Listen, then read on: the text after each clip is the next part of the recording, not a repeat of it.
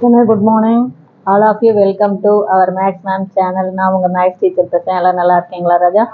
கண்ணு இன்னைக்கு நம்ம பார்க்க போகிறது 12th அதில் 5th சாப்டர் எக்ஸசைஸ் 5.2 அனலிட்டிக்கல் ஜியோமெட்ரியில் அதில் தேர்டில் ஃபர்ஸ்ட் ஒன் பாருக்கண்ணே. Find the equation of the hyperbola கண்டுபிடிக்கணும். வித் ஃபோக்கஸ் வந்து +r-2, 0.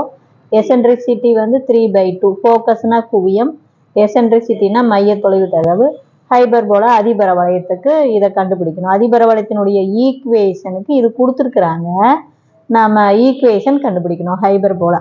இப்போ பார்த்தீங்கன்னா கண்ணு நல்லா பாரு, இங்கே பாரு ஃபோக்கஸ் வந்து +r-2, 0. அப்போ கண்டிப்பாக அது எக்ஸ் ஆக்சிஸ் மேலே தான் இருக்குது.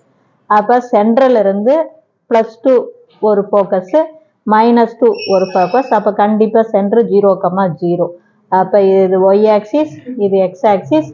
இங்கே சென்டரை பிளாட் பண்ணிக்கோ, 0, 0.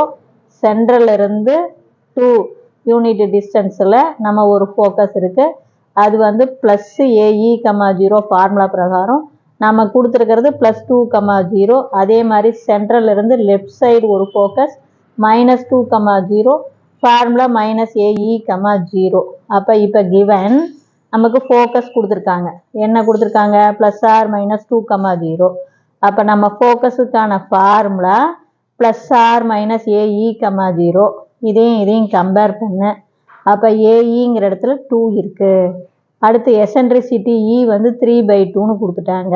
இப்போ ஏஇ 2ன்னு தெரியும், இ 3/2ன்னு தெரியும். அப்போ இந்த ஈயை கொண்டாந்து இந்த ஏஇயில் சப்ஸ்டிட்யூட் பண்ணு. அப்போ ஏஇ 2வா?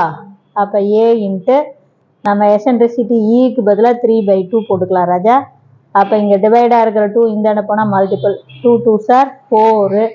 மல்டிபிளாக இருக்கிற 3 இந்தாண்ட வந்தால் டிவைடு. அப்போ ஏ ஈக்குவல் டு 4/3ன்னு வந்துடும்.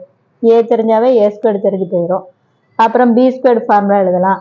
B square equal to A square into E square -1. கண்ணு ஹைபர்போலானா இ வந்து 1 விட பெருசு, அதனால தான் இ ஸ்கொயர் -1. சரியா சாமி? அதே எலிப்ஸ்னா 1 - e² போடுவோம். அப்போ நல்லா கவனமாக பார்த்துக்கோ.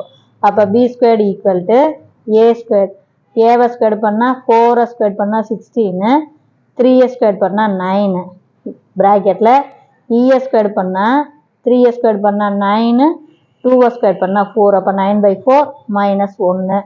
இது கிராஸ் மல்டிபிள் பண்ணலாம் சாமி. அப்போ 16/9 இன்ட்டு இது பாரு 9 மைனஸ் இது 4. அப்போ 9ல் 4 போச்சுன்னா 5/4. அப்போ 4 1 4 is 4, 4 4s are 16. அப்போ இதை மல்டிபிள் பண்ணி போட்டிங்கன்னா 5 4s are 20 / 9. அதுதான் பி ஸ்கொயர். இப்போ ஈக்குவேஷன் ஆஃப் த ஹைபர்போலா நம்ம பாரு எக்ஸ் ஆக்சிஸில் படம் போட்டிருக்கோமா ராஜா? அப்போ ஈக்குவேஷன் ஆஃப் த ஹைபர்போலா என்ன வரும்? x² - y² = 1. ஏன்னா எக்ஸ் அச்சில் படம் போடனால x² தான் முன்னாடி வரணும். புரியுதா தங்கம்? அப்போ x² டிவைடட் பை a² பாரு 16/9 minus y² divided by b² 20/9. இப்போ இந்த 9 வந்து கீழே ஃப்ராக்ஷன், இது மேலே போகும்போது ரெசிப்ரோக்கலாக மாறி போகும். அப்போ இந்த 9 வந்து மேலே போயிடும்.